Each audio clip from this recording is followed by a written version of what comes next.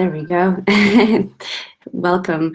So this session will be hopefully a bit interactive, and I always say you get as much as you give.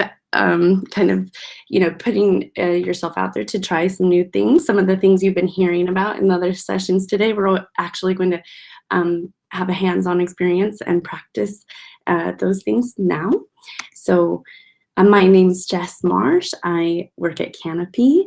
I'm a Google Certified Innovator, and I'm happy to connect with you on Twitter, as Emma mentioned earlier. It's a great place to get educational ideas. So thank you all for being here today, or if you're watching this back at another time, you'll have lots of resources and things here. I just wanted to say thank you to all of these lovely people, the LVC community here, that brought this whole event together. So there's a poll in Google Meet. If you click on the little triangle, square, circle at the top right of your where the chat and everything is, and yeah, the poll says this exact question: on a 1 to 9 rubber ducky scale, how are you doing today? I'm great this morning. Thanks. Oh, my Google Assistant thought I was talking to her. She says she's great. So if you click on that, I can show you also, just in case. So this is where it is. If you go up here, that's activities, and then you click on polls and you vote. So based on this picture here, as well, I would say I'm feeling kind of here in the middle, maybe a bit of a balance, but also a bit of, it could go either way. So I'll click 5 and see the votes, and I see, oh, we have quite a range of different things too. So we have people from all the way, the entire scale, and yeah, if we have 1 to 9, wow. So you can see, as you probably would see similar things with students, that they're kind of a whole, all over the place, right? We always have lots of emotions and things going on in the classroom. You can do this also just in the chat. If you were on a Zoom call or in a Teams meeting, for example, you could also just do this in a chat if the poll function is not there. Zoom does have polls as well, but they work slightly differently. So does anyone want to share why they feel that way? That's what I would do with students. You can type it in the chat, or you can unmute. You're welcome to have a voice here. Oh, I'll get back to that.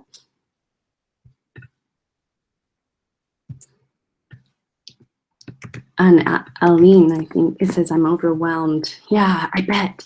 You've been in all of these sessions. Well, overwhelmed, I could ask you, of course, yeah, for what reasons? Is it the storm? Is it all these amazing but heavy sessions of information that you've been in today? That is a lot. I always feel that way after a day of training, like my head is going to explode. But I think, this session is for you to kind of wind down and process and just relax. And we'll take it. I hope this helps. I hope you feel less overwhelmed at the end, that we're just going to take things one day at a time. Wonderful. So thank you for sharing. And if anyone else wants to share, go right ahead. So I'll just go over our little agenda for this next hour. First, we'll talk about what do we mean by social emotional learning. SEL is an acronym that's very much known in the States. I should say I am an American, but I'm living in England now. I've taught in several different international schools in Europe and in the States. And so I love to have that global perspective, and I'm loving to learn new things now about Lebanon. So please, share with me. I love to learn more things about the different ways we all learn and places we all learn. So then we're going to do some examples of how to integrate the social emotional learning into online learning. what this year has been all about, thanks to COVID. And finally, I made up this acronym. We're going to excel in breakouts if possible. We'll have a little option there to actually interact with each other, and then do a bit of Q&A at the end. But of course, at any point, you can always ask questions, please, in the chat, or as I said, I'm really happy to have you unmute. So this presentation, I actually want you to have access to it up front here because it has lots of links that I'll refer to. And you can see all my my secret notes and everything in here in the notes of the presenter's notes.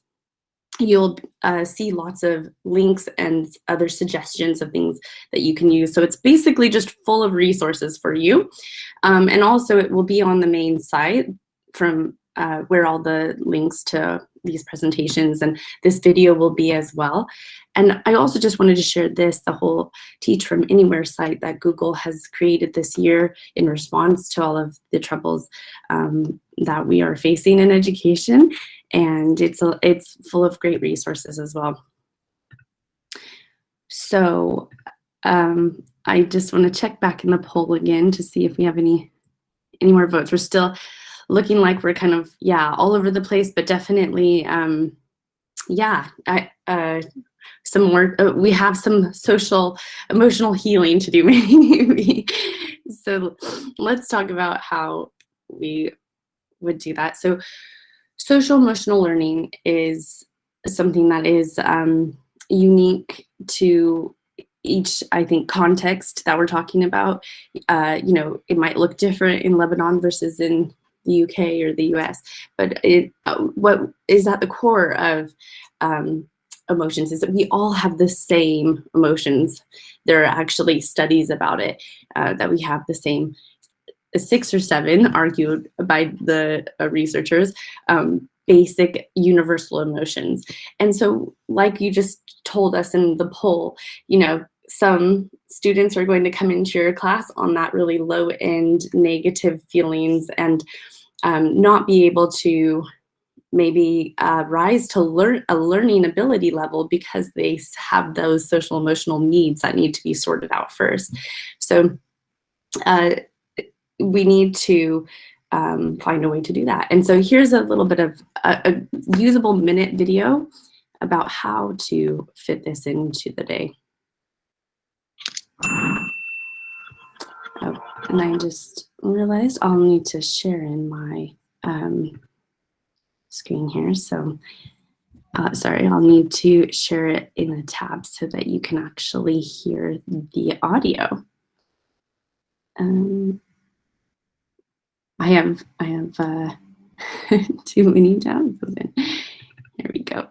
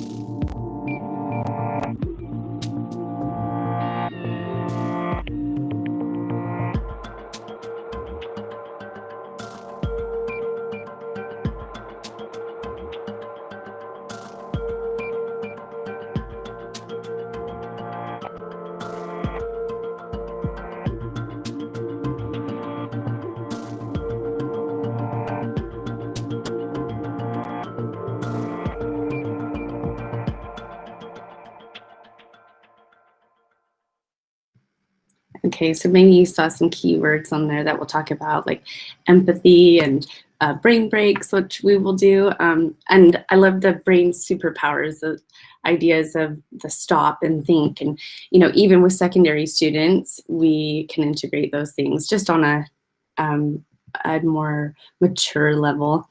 So we have a visual here that can also kind of give this a context. And some other key terms as well of how we see this fitting into maybe a school-wide culture. as you see. And as you know much better than me, how that, community concentric circle here affects all of these things, and even beyond that, the global impact. So this is just shows all the layers and how complex this really is. But it is so central to who we are and what's going on with us. This is from Castle, and again, in these slides that I've shared, all of the links are linked on the slide. You can click right on it, or you can look in the notes section to see the Castle site. It's a wonderful resource. And is anyone familiar with Maslow's Hierarchy of Needs?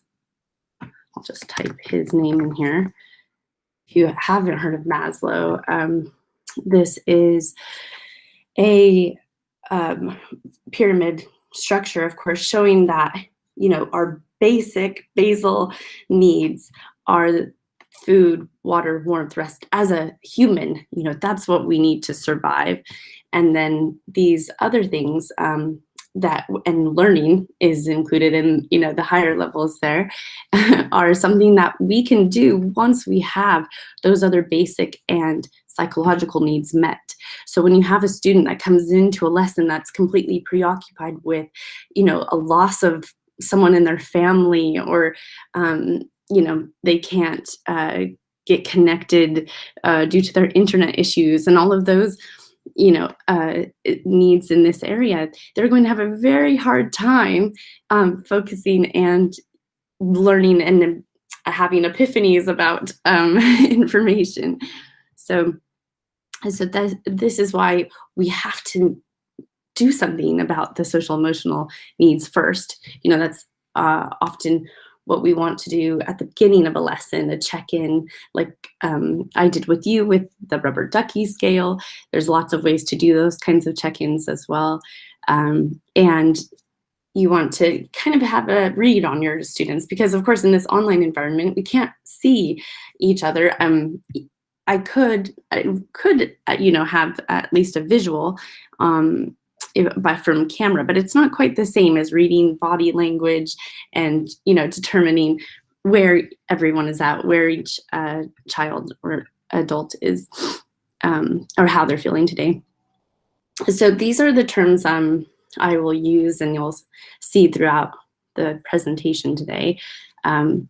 We're going to do a bit of mindfulness practice, which relates to awareness. And I think the self-regulation, you'll see that term a lot. And I think it kind of means a bit of self-awareness and self-management together.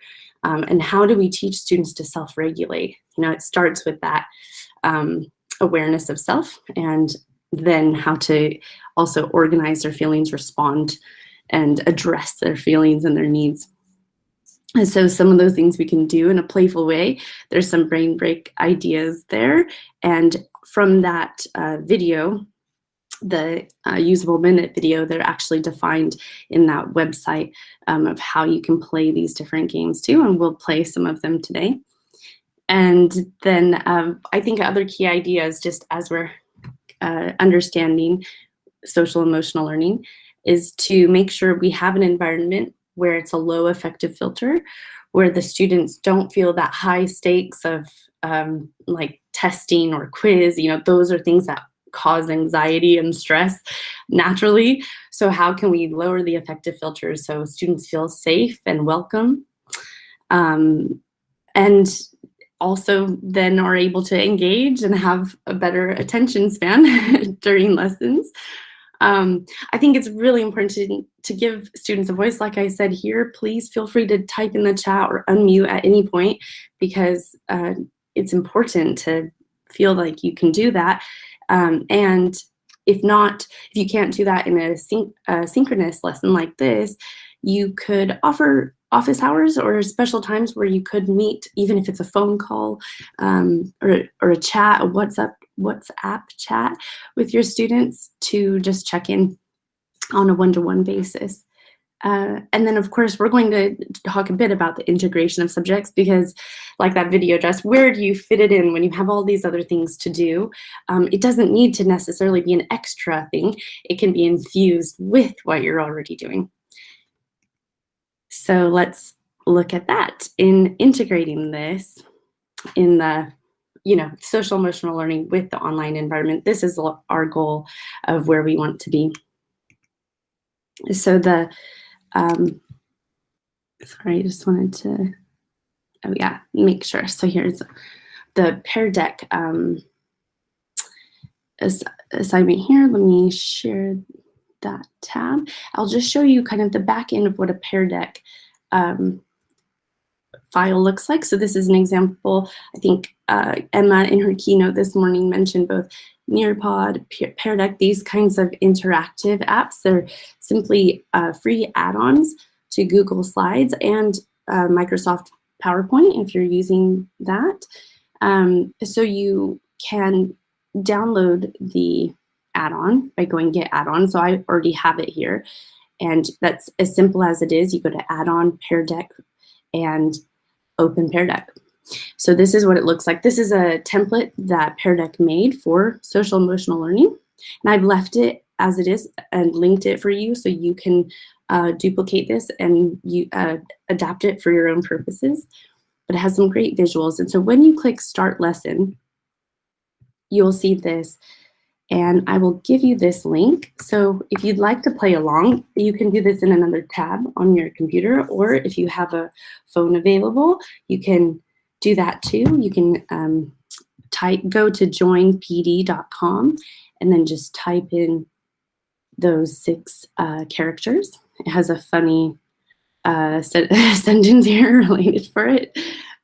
Oh, wait, we need to show you this. Here it is. The victorious pairs always vacate hilarious X-rays. It's a tongue twister for you. So the link I just shared was by just clicking this.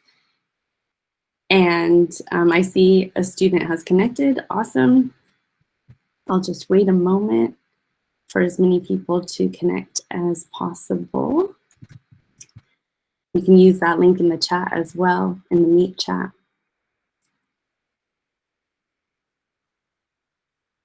Perfect. So I'll start, and feel free to continue to join. Actually, let me just type this one more time as well. If you want to go that way, EPAUXH is the code. BHX, did I do that right? Yes, yeah. Okay. So this is, I think, a lovely way to kind of, have some kind of check-in or a reminder for students to say, hey, just, have a moment for yourself as you're getting sorted, and in an synchronous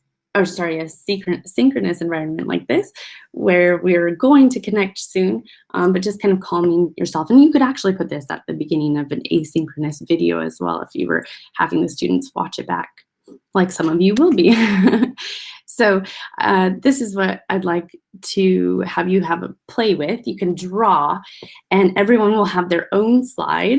So there's a lovely book that's called Have You Filled a Bucket? And it's about, it's more so for primary students, but you really could use it with any students if you wanted to. But the concept behind it is, things that help us and make us feel better and positive are filling our buckets, and helping others also fills our buckets. And then, of course, there are those negative things, perhaps like the storm right now, that might be draining your bucket. So try to share something on there. You can write it or draw it. What's filling your bucket today and what's draining it?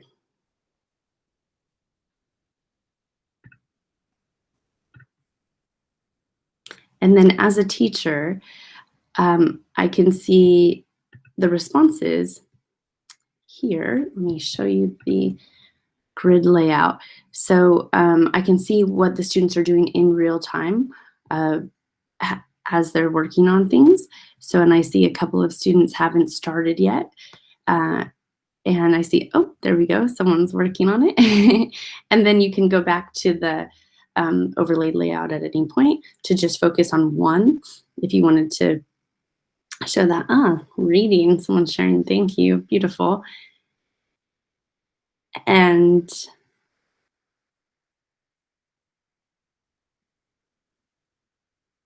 oh, and marking, yeah, marking is draining, I agree, marking or grading. So and this is also where you can share what your students are saying, what they're thinking, and talk about what commonalities we have, how we can empathize together. You know, who else is enjoying reading? What good books are you reading? You know, would love to hear that in the chat. I always like to know a good book as a previous school librarian. And then someone else is sharing quality time with family and friends. Yeah, wonderful. And then these sessions, that's awesome. Glad that that's filling your bucket a bit. and you can always give the students options. You don't have to be both positive and negative. They can just do something. An activity I've used with is a rose and a thorn. You know, sometimes there are roses without thorns, and sometimes you feel just like you're in a bush of thorns. So you can have them share those things either way. And just to show you what it's like, you can also stop students from responding at any point. So I can lock your screens and say, okay, time's up. That's, you know, that's enough. Now we're talking about it or we're moving on. So as I will here, and I'll just go through this. This is something, you know, you can do a stress check-in kind of similarly to the rubber ducky scale we did earlier. And I'll go back to the template here so you can see what they've lined out. It's what you think about a topic. Can you see that someone else might have a different opinion than you? And what students can do is actually drag and I'll just, for those of you that are paying attention, I'll do that. You can actually drag the dot to say yes, no, or I'm not sure. And then you can describe another perspective. So it's again about empathizing, understanding multiple perspectives, maybe getting them to be in a place of not just self-awareness, but okay, let's have an awareness of others too. And then, oh, it jumped down, sorry, but you can also use these scales to help them engage actively, listen actively, and have some collaboration, which we'll talk about as well. And then you can get some instant feedback on a lesson too. Just as when you join the Pear Deck presentations, it often asks the students, how are you feeling today? And there's kind of a smiley face or a sad face choice. And then, of course, there's this kind of thing. These are all templates, and there's more templates here that Pear Deck has. You can also add audio to slides, and there's all kinds of great stuff there in the templates. What you can also do at any point is add a new prompt. Oops, sorry, and I just did that. Hold on, let me show you again. So down here, you go to new prompt, and you can select any of these things. So I could, for example, instead of using the poll that we did in Google Meet today, I could say enter a number of how you're feeling. But this can also be used, of course, for subjects like math. You know, if you are doing running a math class and you want a quick response of, okay, what's 5 plus 5 or something more advanced for the secondary level, students can type that in and you can quickly see what their responses are. Let's see if anyone answered 5 plus 5. No? Okay, just checking for fun. So that is Pear Deck, and Nearpod is similar in how it functions. And I will, yeah, I can go into that if anyone's curious or would like to see Nearpod, but they're very similar in that they both have some templates like that where you can just add them in and make them your own. So going back to our thing here, now I'd like to do a brain break with you. And this is a scavenger hunt. So what I'd like you to do is go around your home and look for something with a color that makes you feel happy or that speaks happiness to you. So everyone grab something, and you don't have to say anything, but if you would come off or turn your camera on if you want, so you won't show up in the recording if you're shy. oh, sorry about that. I can add that as well. So so for now, so this is scavenger hunt. So grab something with a color that makes you happy. And you can share here what color that is, if you prefer, or show it to us. Oh, shown it. Let me stop presenting and let me show you my happy color. This is my favorite color, purple. Just always has spoken to me, I think, my whole life. I've always loved purple. And someone else says purple too. Lovely, thank you. And I'll show you this thing. I'll show you a Nearpod link too, actually, if we want to even make this more interactive. I love yellow too. Yes, totally. I see a blue. And so what objects are you grabbing? I'm curious. You can share that as well. This is my mouse that happens to be purple. Ooh, white. That's an interesting one. Love it. Thanks everybody for sharing. So I'll go back and also share this. Another way you can do this, of course, we can do this in the chat because there are not too many of us, but if you have a class of 30 or more students, you might be a bit overwhelmed with trying to read all of their comments all at once, or we might want to get a scale of everything. So, I like the being specific with light purple. That's very cool. Let me share in this Nearpod example real quick, just because why not? So again, you can go by a link, or you can go to join.nearpod.com, and let me just copy that code in. So if you're going on your phone and typing it in, it's easy to do that. Or you can just click that link here in the chat if you want to open it in a new window, share.nearpod.com. And I need to start the activity. So you see, this is the teacher's view, but at any point you can always switch to student view by clicking on that. And I set a timer for this. You can make things with or without timers. And awesome, Sandrine's already connected. So this is where, you can just type in your color of what color resonates with you most. You have 10 seconds left. No pressure, you can take your time. What then you can do as a teacher, if you were sharing this in a synchronous meeting with your students, is to say, oh, okay, Marielle likes gray. Very cool. I like gray too, actually. It's kind of like purplish to me. And then Danielle loves yellow, so I can share hers, and you'll see that now on your screens. And Sandrine likes the blue. So I'll just show you the student view for those of you that are watching later or that aren't connected. These links won't necessarily be active if you're watching this back online, so sorry, but you can easily make your own and play around with them too. So that is how that looks, and you can go back to teacher view at any point or open it in another window. So this was a quick, so I'll unshare. This was just a quick example of how to use Nearpod when you are, and that's, ending the session. You can actually leave Nearpod sessions going for synchronous learning, and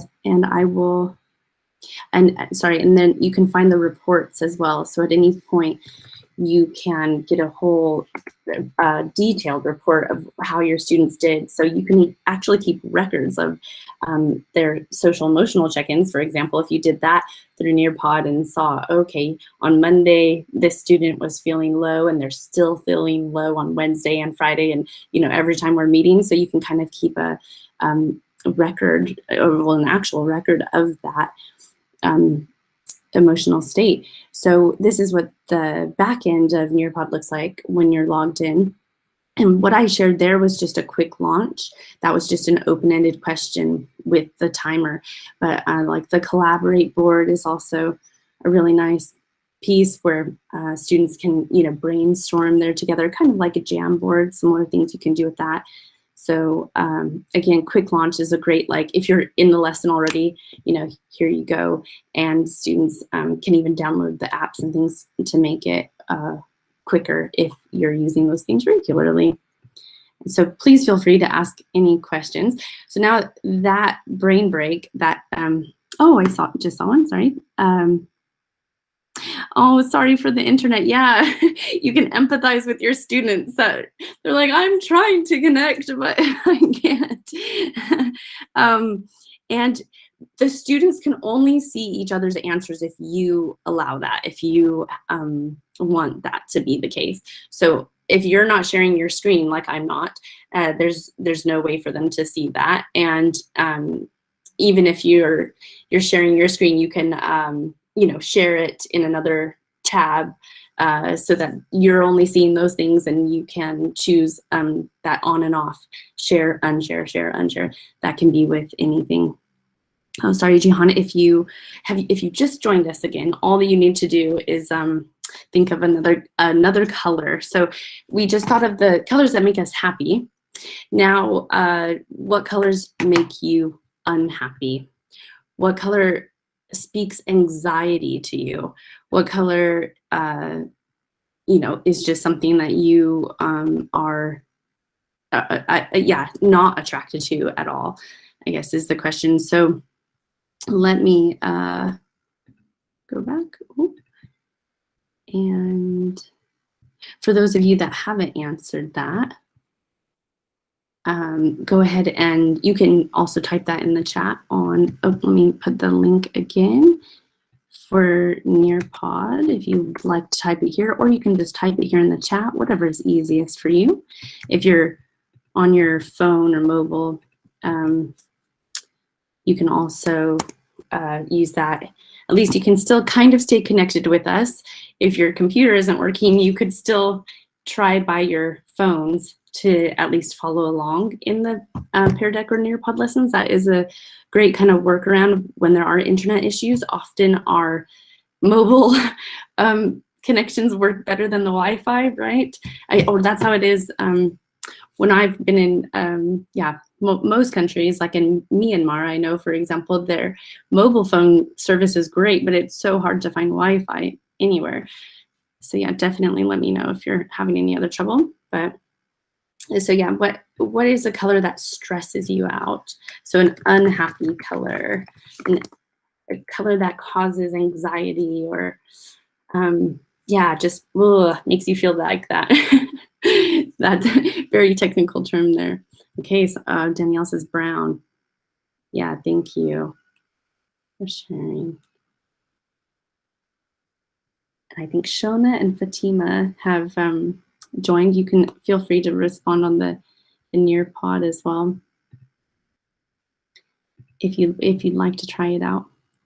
And that's how you of course can see which students are not connecting and try to connect with them if possible. So let's take whatever colors you've chosen there. We'll go on a bit of a virtual field trip. Thanks to Google's Arts and Culture page. This is beautiful. They've redone this just recently. So this is my image just for a virtual field trip to pretend we can all go to a museum. Wouldn't that be nice? And if you click on that link there, it'll take you to the Arts and Culture, or you can just go to, I love the specificity again with the olive green. That's lovely. So that is actually what we've come to here, this olive green. If you go to the arts and culture page, I'll just show you, and you explore by color. That's what we're doing here, and so that this color, you see this color spectrum here. So you can actually move it to the color that resonates with you, whether if you're feeling and you're on the rubber ducky scale, you were feeling a 1, a 2, a 3. So maybe you're feeling like those colors are speaking to you right now, that like people are showing dark orange or black. Yeah, so, or brown. So those colors, take a look at the art that is related to that. And you can scroll through, and hopefully you can see this on your computers. Sorry if your connection's slow, but please feel free to go back and explore at a better time when there's not a storm, because there's some beautiful things in here. And you can imagine for you art teachers, or even if you're literary or language arts, whatever you want to call it, teacher, where you could do some writing about the commonalities here, or again, why these paintings are grouped together and how do they speak to you. You could write a poem about this, all based on that color feeling. So, and let's go back to the other end of the scale here. Oh, I'll go to purple, my favorite, but like sometimes purple, blue, to some people they speak sadness. Some people, they are warm colors, even though they're called cool colors in art. So there's that discussion to have. And this is something, you could do with your students, just as we are. That's what I'm modeling. Of course, this is a secondary student level. There might be some silly younger students, or even the older students, that get silly about, certain photos that are more revealing as we look at European art, especially. But there's a discussion to be had for that. And talking about digital citizenship and responsibility, always. So that is just a bit of a way that we can infuse and connect all of these things. Did anyone want to share any takes they have, any connections you have from, if you're looking at the website at any of these paintings? It's lovely, of course, and I think interesting to go to blue, and we see one of my favorites, Starry Night by Van Gogh, and a lot of his work. But Van Gogh was also very conflicted. If we look at the biography of his work, and the whole ear cut off thing, that's Van Gogh. So he was very emotionally disturbed, but also did some amazing work while he was. Oh yeah, good point, Michael, to explore by country too. Yeah, so there's what Google Arts and Culture, yeah, you can see here what they've done by artists, mediums, movements, historical events, places. And I'm assuming Michael might even be looking, is there Lebanon? Let's see here. Instead of scrolling through, I can be more efficient, can't I? And go by L. Let's see what we have. Oh, I'm learning. I'm exploring. Kind of going off on a tangent here. Oh, Laverne in France, I see. So I could also, I guess, do my. Oh no, Lebanon. I don't think, unless you can tell me a name. Maybe what you can also, yeah, look around. But yeah, very cool stuff. And you see there's just more and more that keeps coming the more you scroll down and explore. So definitely a lovely resource for multiple subjects. We can integrate the subjects together. And to kind of come full circle, no pun intended here, if you look at that color that speaks to you at this moment the most, where do you find it on this scale? And earlier I mentioned the 6 or 7 here, core emotions, or universal emotions is what the research calls them. And so everyone in the world has these same emotions, although we maybe look at them in different ways, but our facial expressions often show these things, which is why it is actually really nice to connect with students, at least with a camera on to see their faces, which I'm happy if you want to share your faces. Thank you, Shona, for doing that. And so, I look, for example, in my purple bit here, which one of those emotions might I relate to? Ooh, astonished. This is a lovely word. I like that word of being astonished, as I'm always looking at something in a bit of an excited way, being happy to see something new and different.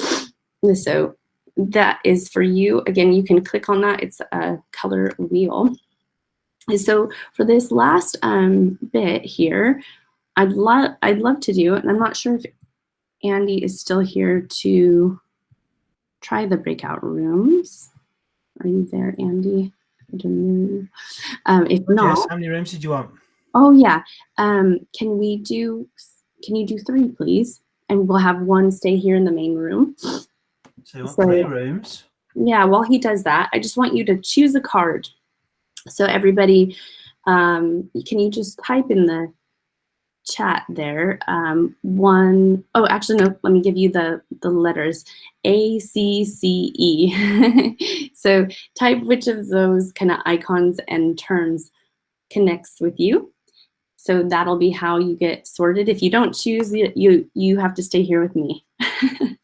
But thank you for choosing. Beautiful. So Andy, if that's not too complex, otherwise we can use the links if it is. You could put the A's together. Sorry, that's confusing, 2 C's. So communication or collaboration. I am making you type things out, or engagement. So I'll just tell you what we're going to do in the breakouts. So in each section, there is a slide here that has the hyperlinks to some different resources for what you can use, hopefully, with your students. Again, here's the slide deck. So this is awareness. So for example, if you click on this one, it's the insight meditation timer. And these are free resources as well, or at least have free components. So I want you just to explore them and chat and see if there's a way that you could use them with your students. Breakout rooms are not recorded, so you can feel it's a safe space to chat if you like, whether that's in the chat or your voices. And then the communication one, there's a few examples here of some different resources. There's a lovely video here on the Adobe Spark site of what a teacher did or let their students do. It's some student work about how to teach about SEL and social emotional learning. So those are just ways that you can let students have voices and also make your own voices clear. And this is about collaboration. I think the Teaching Tolerance site is really amazing. They have some problem-based activities for you to go through with your students, and it's all just free curriculum there for you. And the engagement piece, there's a few different ones here. There's a lot more of this kind of gamification for younger students, like Class Dojo and such, where you can give points as they do different things, interacting in a synchronous environment like this. Again, these work whether you're in Teams or Meet or Zoom or another platform. And they are ways that you can give instant feedback to students and also be supportive. So just, have an explore. And then what we'll do is come back together and just talk about what did you learn, if anything, and our kind of goal of, what could you take away and learn, and use with your students from these examples. And if you want to jump around the different slides, I'm, of course, by no means offended if we go around a bit, but I see there's a few for engagement and 3 for collaboration. That's great. Or 4, yeah. Did you get those all, Andy? Yeah, you ready to go? Yeah, so, and for those from home, I will do the awareness one here. So you can, of course, explore those on your own, or you can just watch this. So Jess, there's a group staying here, is that correct, yeah? Yeah, if anyone that didn't choose can just stay here. I've got engagement and collaboration in separate rooms. So I'm going to send everybody now. Is that okay? Yeah, great. Okay, so we'll have about 5 to 10 minutes. So you can go ahead and join your groups. Perfect. And I think Andy Shona should be in collaboration. Okay, but that would only leave one person with us. Oh, that's okay, because I'll just do the recording and they can. Oh, it's fine. I don't mind. I can stay here. Okay, great. That's fine. All right, so I will go to this. If you click, just to explain, if you click on this link of this slide, this lovely student here, it will take you to this SEL and wellness. I'm just gonna turn me off section, and what the part that I want to share with you is also listed in the notes there. It's called one-to-one breath. So we can actually, I will mute off as well, right? And mute off. I hear a bit of feedback, Shona. Sorry on your end. So I will let this specialist that this was done previously, actually towards the beginning of COVID, led by Jenny Magiera. And she had these wonderful guests on here. And what they're talking about is finding a balance in ourselves first, and then being able to do this with our students too. So, here we go. Let me play this for you. To begin that, we're going to start off with our first analog activity with Carla. So Carla is going to take the screen right now and take you through the first balancing activity to help us get ready and set the stage for our learning today. Carla? Thank you so much, Jenny. And again, thank you to Google for hosting this innovative opportunity for all of us to connect and share. So we're going to practice one-to-one breath. And for one-to-one breath, we're going to start by centering, right? Centering is a great way to just connect with the body, connect with the breath. It's also a great way, as Jenny mentioned, if we're utilizing the power of technology to connect with our learners or just for ourselves, it's also a great moment to just take a push back, right?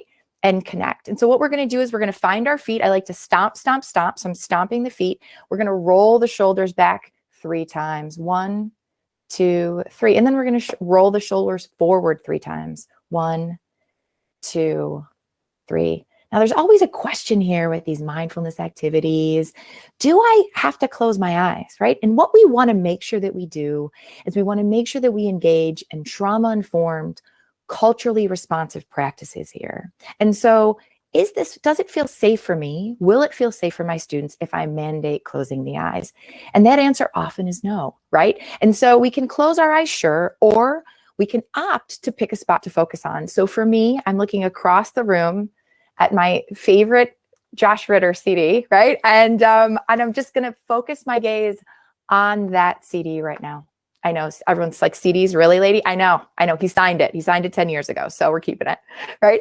And so I'm looking at the CD, I'm rolling my shoulders back. I'm identifying one object. I say that object in my mind. I breathe it in, I pause, and I breathe it out. Then I find another object.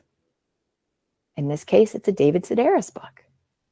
I say that object in my mind. I breathe it in, I pause, and I breathe it out. Now again, eyes can be open here or eyes can be closed. If eyes are closed, you're scanning your room mentally.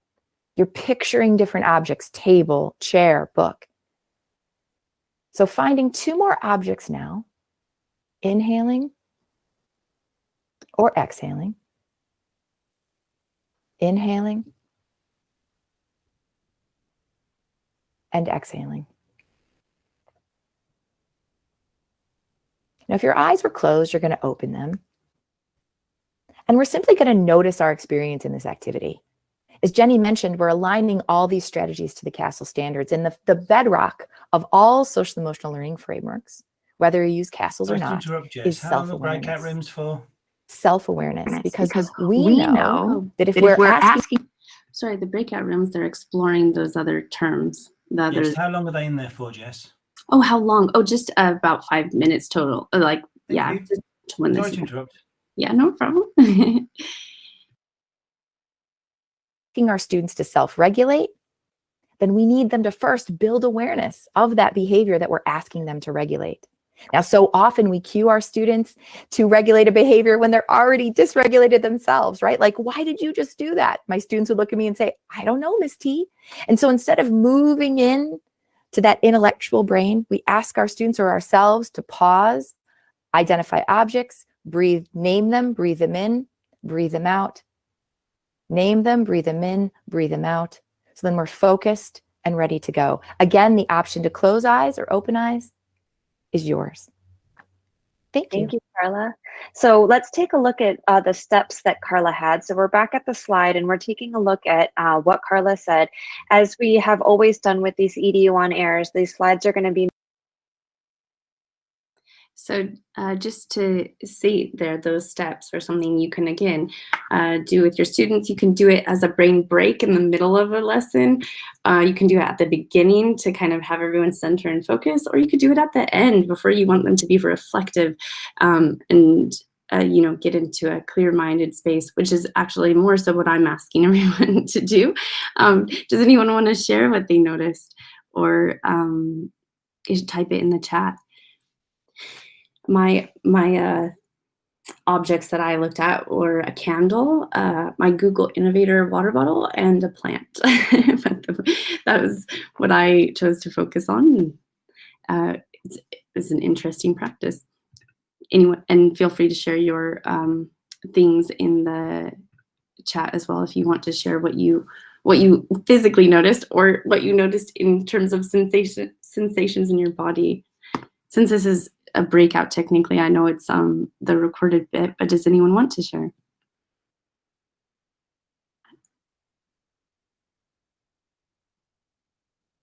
I think Shona and Muriel are here at least, or Michael maybe. Jess, I'm going to bring the breakout rooms back now. Is that okay? Perfect. That's perfect timing. Yeah, thanks, Andy. Thank you. All right. So now I'll jump forth here. So of course, all of these resources are available to all of you in that presentation. And I know some of you have been disconnected. So I will put that here. I'm glad that brought a nice feeling to you, that one-to-one breath. So for those of you that were in the breakout rooms, please feel free to give that a go.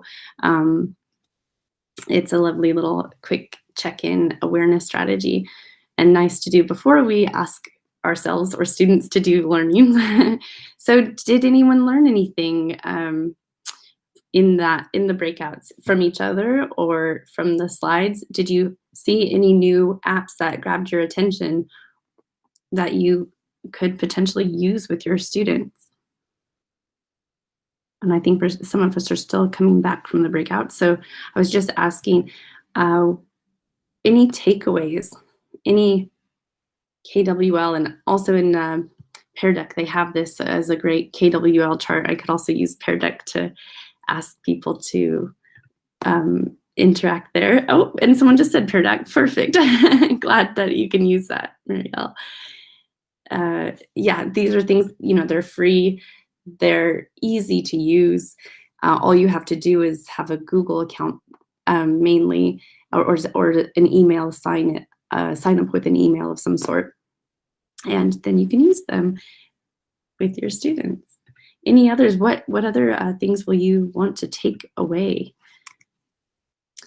Or if you'd like to look at this kind of reflection piece, I like to use these questions with students as well, just to promote metacognition and self-awareness.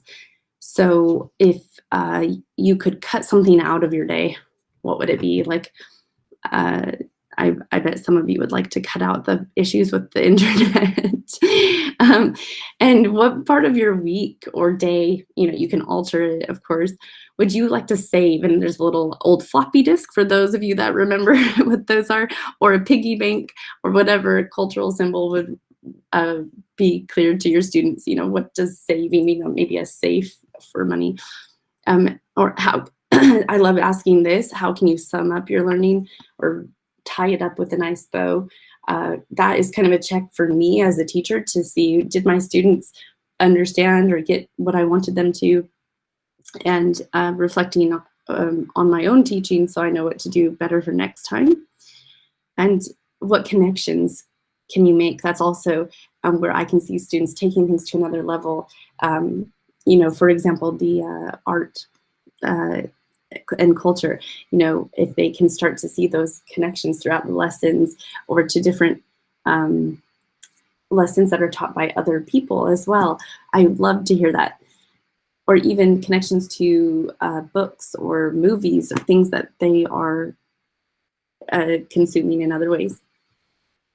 So anyone want to share a reflection of today? This is kind of coming towards the end of the day. You'll have the final session with the psychiatrist, Rasha, who will go into that will be the final session where it will hopefully connect, and she'll be talking more and more about the different social emotional needs of your students and yeah. So thank you all. I'm glad to hear that.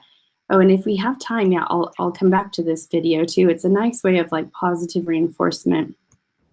But I also wanted to just share that there's tons of resources here. This is the mentality of put your own mask on first. If you've ever been on an airplane where they are saying the directions of if in order or in case of an emergency. I haven't been on an airplane in a while, so but they say if the air cabin or the cabin in the air in the cabin goes out, when the masks drop down, they say put on your own mask first before you try to help your other colleagues, friends, loved ones around you. So this is the same idea. I know we as teachers are so concerned about our students' needs and wants, but if we're not taking care of our own selves and our own needs first, then we are not going to be fully present for our students. So these are some things for you, and they all have free components at least. And I think even Headspace might be opening up to other educators besides just in those places. So yeah, questions. Of course, I'm happy to answer questions, and I can play this video while I answer questions too. And thank you for the positive feedback. That's always much appreciated too. So yeah, feel free to unmute or ask questions, and I will play this. It's just a minute. Good afternoon, everyone. This is my first attempt at a video. Just to say an AMG shout out to you all for what has been a very hard time for us as a school, having to close this week. I just wanted to say a big well done to everyone for getting onto the Google Meet and meeting with the class teachers today. I was pleased that I was able to meet with some of you today, and I hope to join others tomorrow. I also want to say from the teachers, thank you to you, the children, because they have been so impressed with the way in which you've got onto the Google Meet. You've remembered to mute, not to use the chat room, and to listen to your teacher as they begin the start of day. And it just goes to show, guys, how after our initial lockdown back in the summer and then suddenly having this week lockdown, that you've remembered the routines and the expectations. So I'm really impressed with you. So thank you. I've also been impressed with the way in which I'm hearing about how you're getting on at home and receiving messages from parents to say that you're really trying hard. That's what it's all about. It's that teamwork. It's that trying hard. And well done for remembering some of the messages I've actually been given across of how yeah, so helping your parents, especially those who are helping parents as well. So just talking about how we're all the team, we're all connected. You know, we are very much. All of you are a part of a community, and we're all a part of a community of educators. So please reach out to me if you are connected, like on Twitter, for example. I'll put my handle here again. I would love to hear from any of you if I can help you any further, and I'll pop the link to the presentation in the chat one more time, and it will also be on the website with all the other resources. So when I have a final, the link to your final session, I will also put here too. It's on YouTube. This is for Rasha. Yeah, that head teacher was reinforcing positively reinforcing the behavior for students here in England. So it was really nice to see that real world example, and hopefully you are all getting some positive reinforcement too for being here today and spending this time to learn. So thank you all very much, and take care in these crazy times.